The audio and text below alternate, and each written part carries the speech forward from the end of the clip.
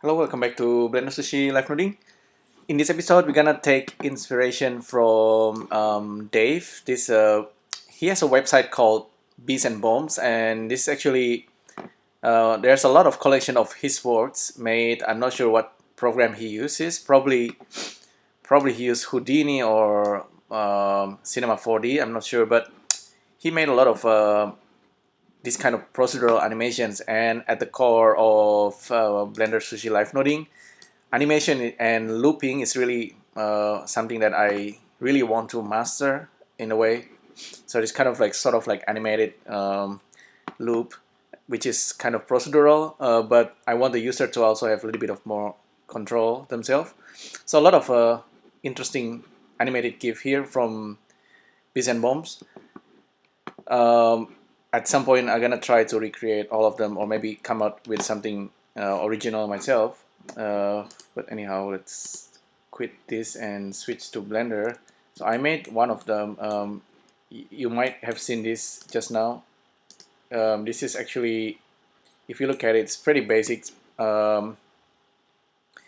It's basically like a circle, but instead of like a circle, we just took the outline of the circle, and you can see there's some kind of offset happening as it is creating circle, and there's also some kind of looping value that control the animations of this circle. It's actually pretty simple and basic, so I don't actually need to start from scratch. I'm just gonna break this down. How I start this is actually I start from circle, and I know the fact that with circle we can control the radius and we can change mode. So if I try to make another like a circle, use the viewer draw, plug this guy in, maybe make it radius of 5.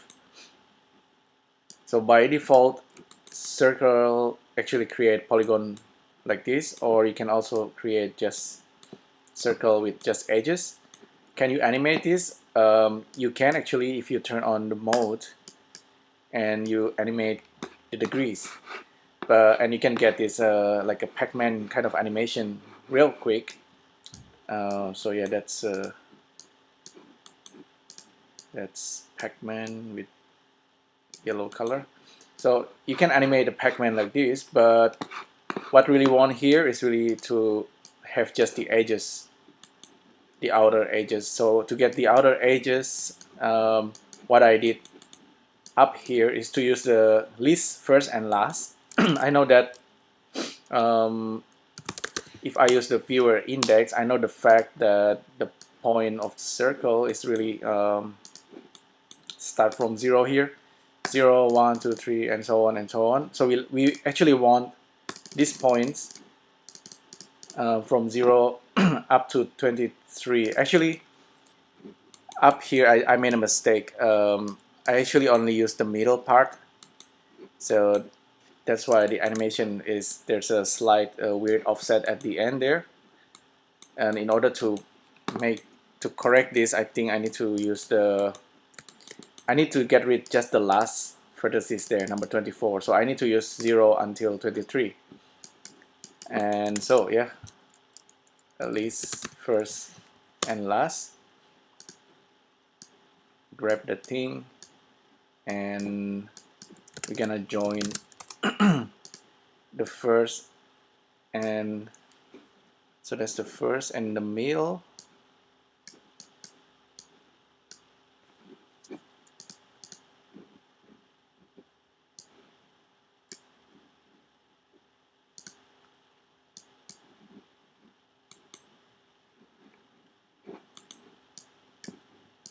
So list first and last and join the middle. Hopefully I'm doing this correctly. Okay, join level needs to be 2. So now this is, I think this is correct. So I need to replace this guy with this vertices going in there. Well, now we have something completely different.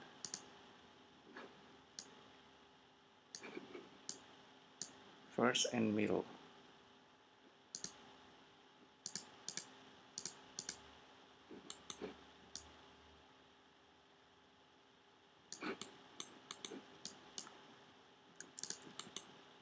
Oh well, let's just use the middle for now.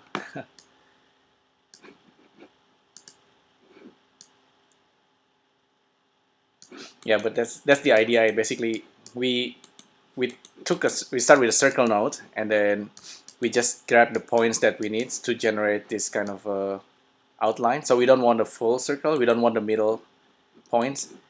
Anyway, and then the next thing I do is I use the UV connection, and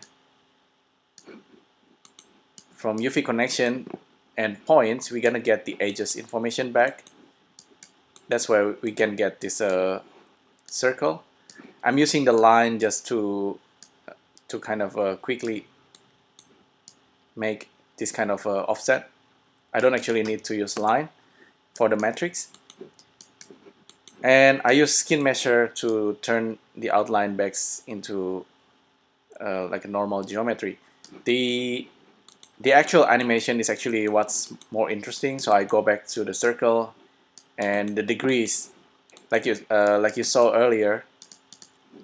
So I'm using the degree here and animate the circle one by one, and it's basically simply just animating from 0 to 360 over and over again. It's kind of like in a loop. And for the looping, I'm actually using the sine wave here. So the sine wave, as you know, is actually between -1 and 1. It's kind of like doing, you already know this, kind of doing this kind of thing. This is -1, this is 1, this is 0. And the sine wave gets its range of value from the frame. And I have this kind of offsetting. So this is offset. And the multiplier up there is just for the speed. So I can play around with the value of this, of course. Make it faster or even slower. And I get that result. I can even kind of maybe randomize this offset a little bit. So I have different type of animations. Currently my animations also affecting the radius of the circle. So I actually have 10 circles of animations happening. You can see from this number 10. So at the very end there is a 10 vertices data, 10 polygon data, and 10 transform data. This is how I made it. So I can quickly adjust this to get that. If one more note that I shouldn't forget is this map range. I'm basically mapping the range of the sine function's output between -1 and 1 and map it into between 0 and 360. That's why we can control the animation of this circle by its degrees. So yeah, it's I guess this is kind of interesting, and I need to share it with you guys. It's pretty basic, but yeah, a lot of interesting procedural animations like shown by Bees and Bombs. A lot of like looping animated GIF that's like really nice is probably made up this way procedurally. Some of them are actually like fully coded, which is pretty amazing. Lots of them are created using a open source app called Processing, but I'm using Blender and I can control like the frame per second as well. It's much easier. This is actually much easier than Processing, I think. There's also like a Pythonic way when you type Python codes to generate visualizations, similar to what we are doing here in Blender. But there's a lot of other methods. I'm actually currently learning Swift, Apple Swift and I'm using Xcode, and I want to make an animation for augmented reality that's actually kind of in a way kind of like noding as well, but we don't use nodes, just use a Swift programming language.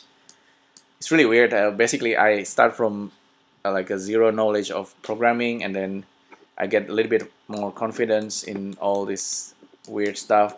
You don't need to go like, there's like certain stage where it becomes very complicated, and that part is still pretty hard, especially in terms of algorithmic side of things, when you start to think more in terms of logic and that and math, like shader programming. That's the hard part. But like I said, the animation part shouldn't be complex really, as you just need to understand that you can offset things very easily. You can use functions to get the easing in, easing out, things like that, and you can have like a multiple, you can easily generate multiple animations and slightly offset, give some variations. That's what you need to know, I think, as a computer animators. Many computer animators didn't know that. They have traditional background and they learn about graph editor and make a curve to like the timing and spacing. They understand that really well normally for traditional animators. But the computer side of things, like making things offset, that's something you learn over time as a computer animators. So yeah, especially motion graphics animators knows this really well, I think.